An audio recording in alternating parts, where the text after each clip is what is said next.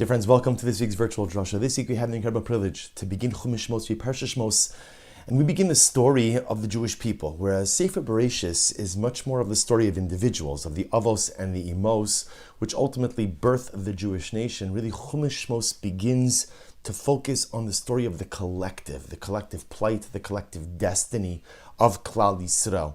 But the story begins with turbulence and difficulty and hardship. Torah begins by telling us again the beginnings, the origins of Egyptian servitude and slavery. But even within all of that darkness, there's so much light. The birth of Moshe Rabbeinu, and even before the slavery takes full hold, HaKadosh Baruch Hu has already planted the seeds of Gula, planted the seeds of redemption. And it's interesting that the way the Torah introduces the slavery is the Torah says in Parak Aleph Pasuk Yodalet, chapter 1, verse 14, Vayimoru es chayim ba'avoda kasha. The Egyptians embittered our lives with difficult work, bechomer ubelevenim, with chomer is literally clay, levenim bricks, ubechol avoda basada, all different types of agricultural work, field work, es kol avoda sam asher avdu bahem befarech. They gave us backbreaking labor. And there's a lot of discussion why the Torah goes into such incredible detail, describing all the different kinds of work. Just tell us they gave us difficult work, backbreaking work. But no, it's avoda kasha, chomer, levenim, field work, avoda sparech.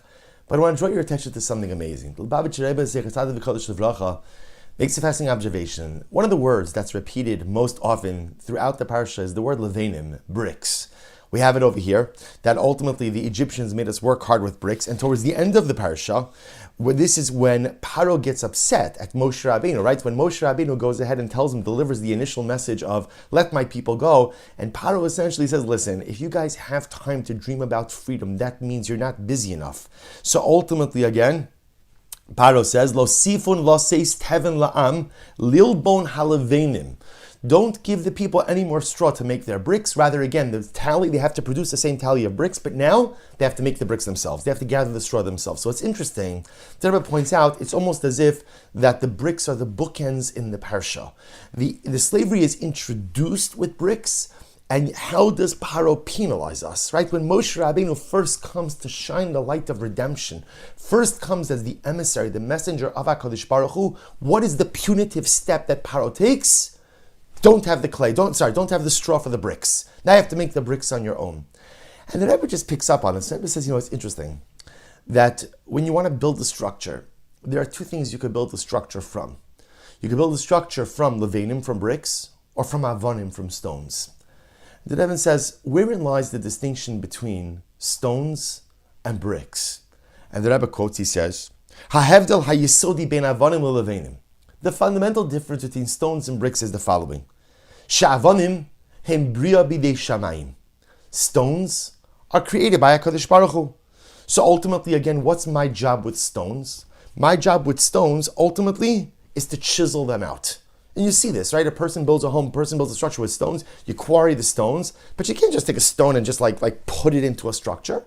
You have to take it, you have to chisel it, you have to go ahead and shape it. They're naturally formed. HaKadosh Baruch Hu creates it, and you have to go ahead and chisel it to fit into the edifice. Conversely, a brick, says the Rebbe, a brick is Maaseh Yedei Adam. A brick is something that's created by man. Right? Bricks don't occur naturally. Bricks don't grow anywhere. You can't quarry bricks. You take the various ingredients, the clay, the straw, and you fashion it together into a brick. And the Rebbe says this is an incredible metaphor for life. Because whenever we speak about building structures, the greatest structure we build is not a physical edifice. The greatest structure we build is the structure of the self. My greatest creation is not the physical home I build. It's not even the shuls that we build. It's not even the batei medrash that we build. The greatest thing we build in life is the self. The bilvavi mishkan evne. I have to make myself. I have to build myself.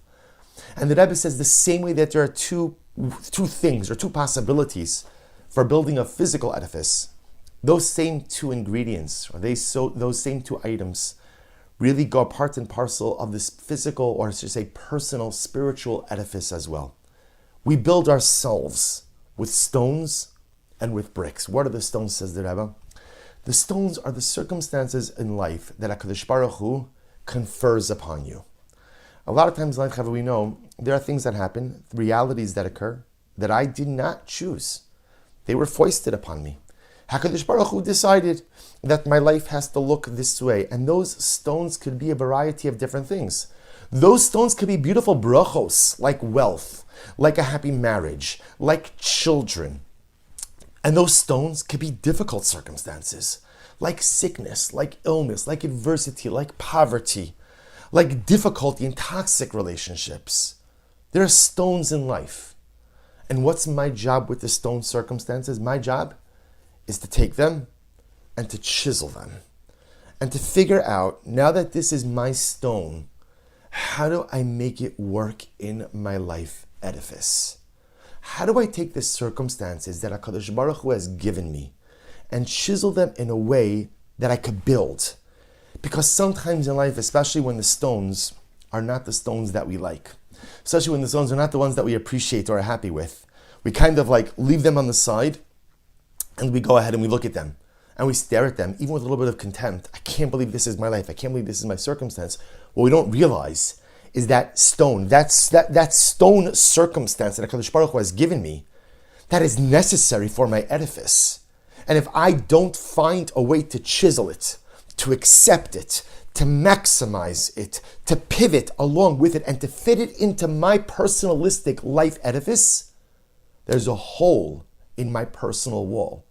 The stones that HaKadosh Baruch Hu gives us, even if they are difficult, are absolutely unequivocally necessary for my personal success.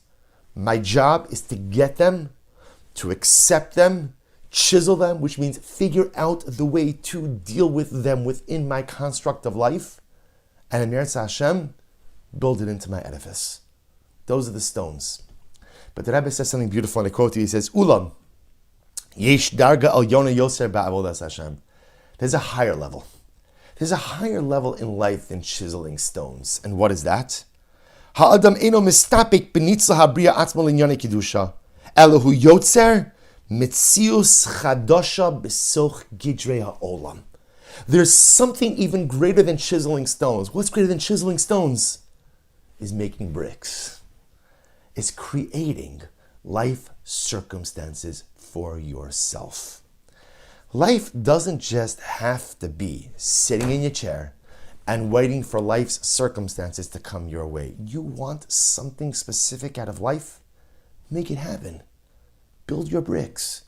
Create your realities. Move yourself forward. Don't wait for life to happen to you. You make life happen. That's what it means to build a brick.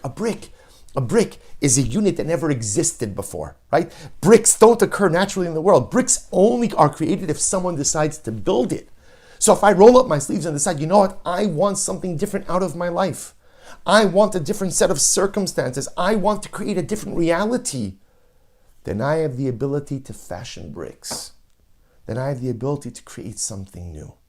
This is a darga, something even better than chiseling stones, is building bricks. And how incredible that the Ribono Shel Olam is teaching us this nuanced lesson.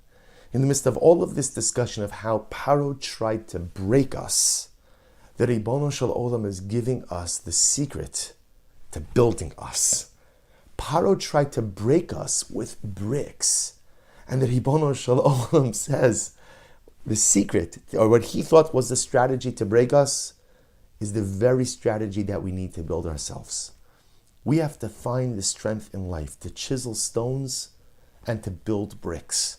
To find the ability and the endurance to go out and take the circumstances that life gives us, the stones that the Ribono Shel Olam puts in front of us. Say, okay, some of the stones you like, fantastic. Some of the stones you don't like, either way. Whether you like this stone, you don't like this stone. If these are your life circumstances, chisel it, figure it out, navigate it, manage it, and plug it into your personalistic life edifice.